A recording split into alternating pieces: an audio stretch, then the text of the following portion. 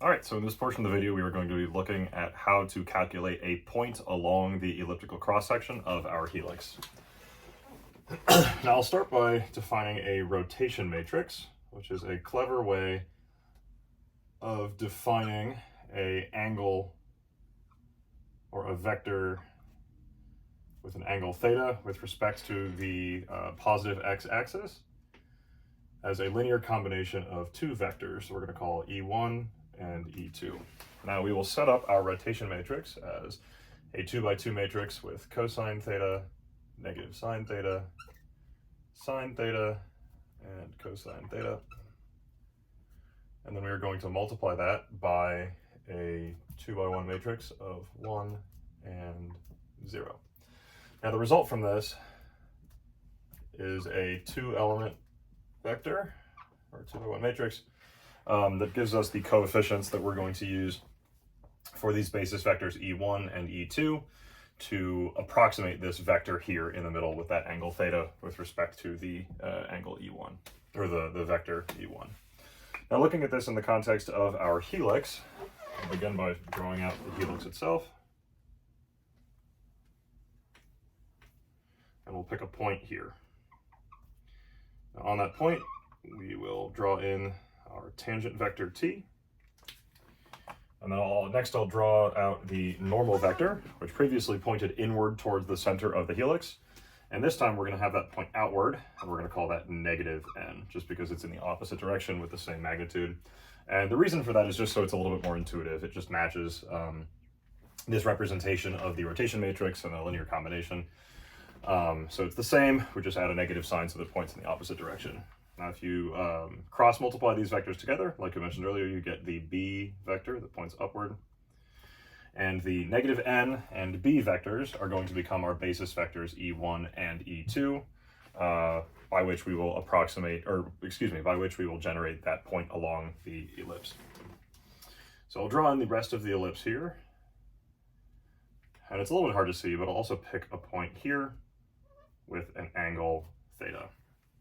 Now what we're going for, the end result that we would like to see is a set of 3 numbers, that is x, y, z. That's going to be our position in space along that ellipse, given theta, which is going to be the angle between our basis vector negative n and then the point upon which that ellipse that we'd like to look at, and then also t, the point in time that we'd like to look at, which corresponds to the physical location along the helix. Now, as we looked at in the previous video, we can use t as a method to determine, to calculate that vector t and our vector n, by which we can calculate vector b. And then theta, for this example, we will just pick arbitrarily, so we'll just leave it as a variable. Now, in the future, when we calculate a whole set of points to define that ellipse, we will use a set of different thetas, but right now we'll just look at one.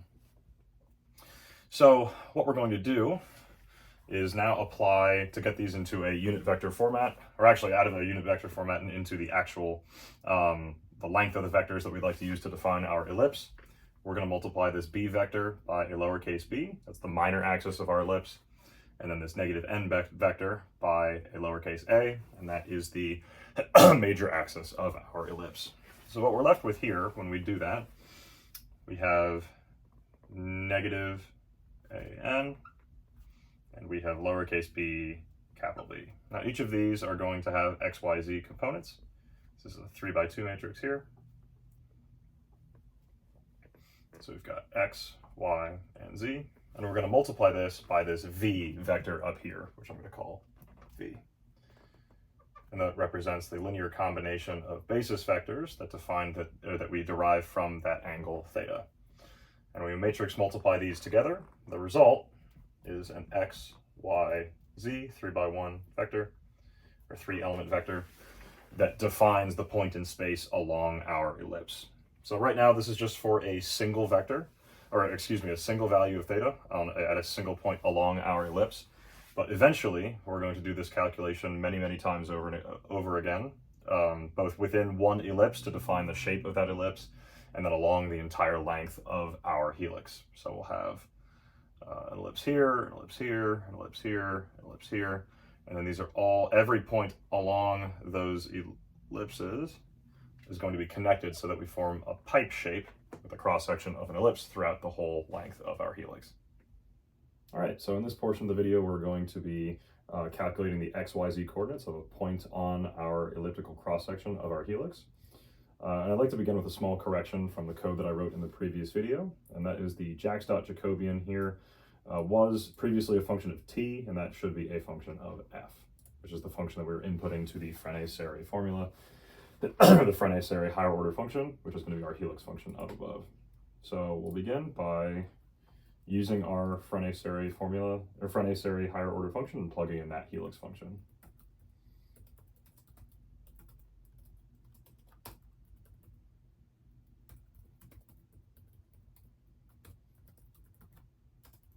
Now we're going to be using a lambda function here, which just takes a certain instance of a function and predefines some of the parameters, in this case r and mz for our helix function, so that the resulting formulas, or the resulting functions for tangent and normal are dependent on t and not also of r and mz. We just define those beforehand.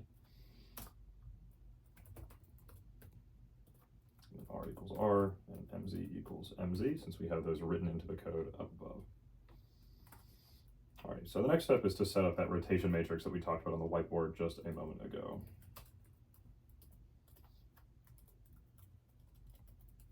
Oops, there we go.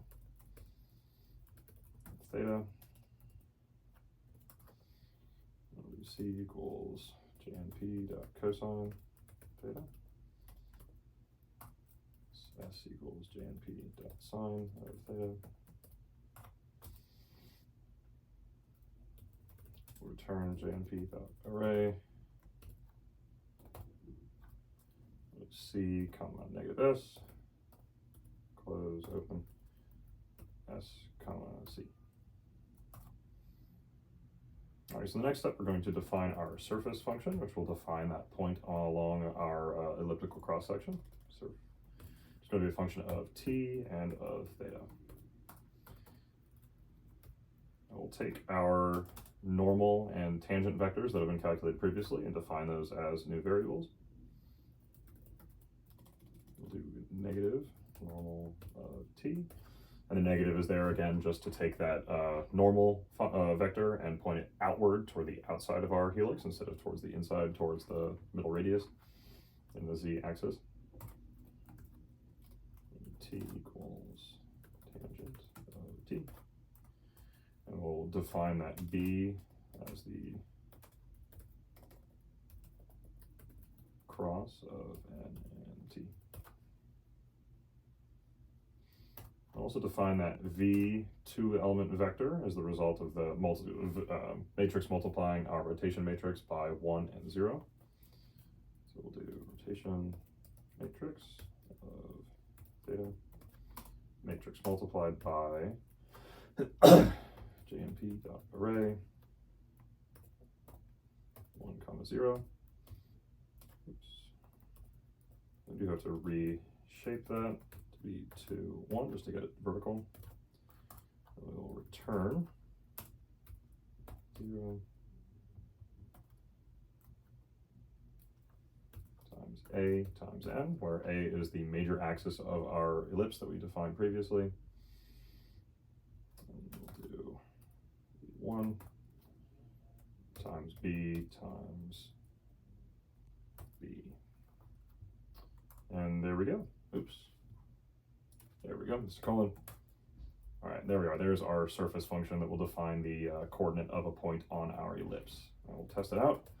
So time equals 0, and theta is going to be pi over 6. Pi over 6. Let's see what that gets us. Perfect. There we are. So those are our XYZ coordinates for a point on our elliptical cross section of our helix, where time is 0 and theta equals pi over 6. Thank you.